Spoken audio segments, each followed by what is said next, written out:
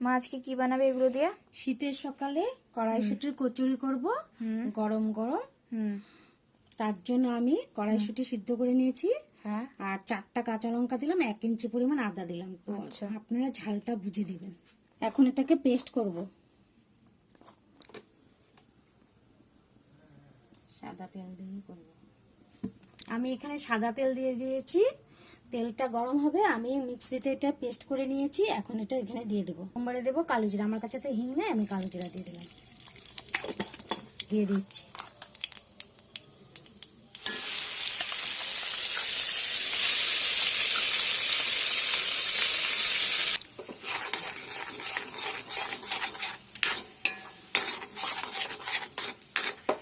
দিয়ে দিলাম লবণ, চিনি।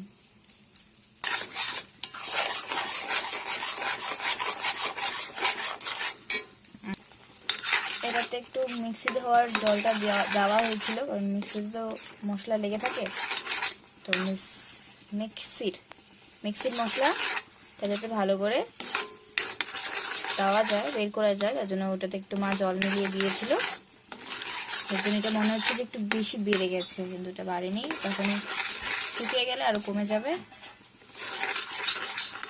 আর এটা লো ফ্লেমে আপনাদেরকে ঘোরাতে হবে যাতে এটা না লেগে যায়, কারণ এটা খুব জলদি লেগে যেতে পারে। ননস্টিকের কড়াই না এটা, তাই।